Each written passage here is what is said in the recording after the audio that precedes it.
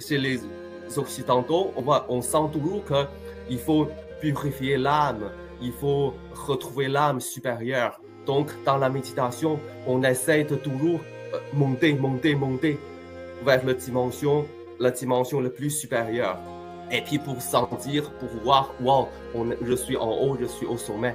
Mais en réalité, c'est le mental qui monte vers le haut. Ce n'est pas vraiment l'âme purifiée qui monte vers le haut. Chez le taoïsme, on s'en fout ce qui se passe en haut. On va juste arroser les plantes, arroser l'arbre.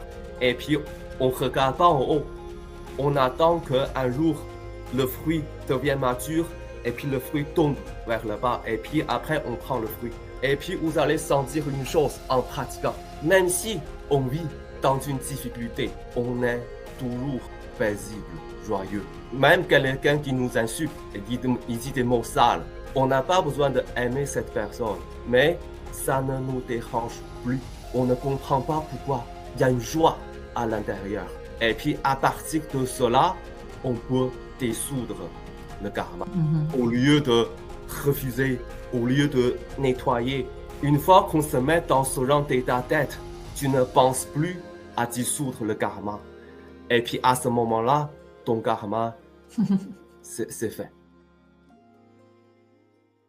Chez les Occidentaux, on sent toujours qu'il faut purifier l'âme, il faut retrouver l'âme supérieure. Donc, dans la méditation, on essaie de toujours monter vers la dimension la plus supérieure. Et puis pour sentir, pour voir, wow, je suis en haut, je suis au sommet. Mais en réalité, c'est le mental qui monte vers le haut. Ce n'est pas vraiment l'âme purifiée qui monte vers le haut. Chez le taoïsme, on s'en fout ce qui se passe en haut. On va juste arroser les plantes, arroser l'arbre. Et puis, on ne regarde pas en haut. On attend qu'un jour, le fruit devienne mature et puis le fruit tombe vers le bas. Et puis après, on prend le fruit. Et puis, vous allez sentir une chose en pratiquant. Même si on vit dans une difficulté, on est toujours paisible, joyeux. Même quelqu'un qui nous insulte et dit des mots sales, on n'a pas besoin d'aimer cette personne. Mais ça ne nous dérange plus.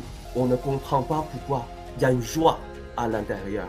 Et puis, à partir de cela, on peut dissoudre le karma.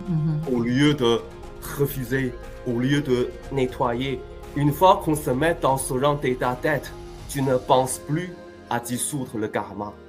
Et puis, à ce moment-là, ton karma, c'est fait.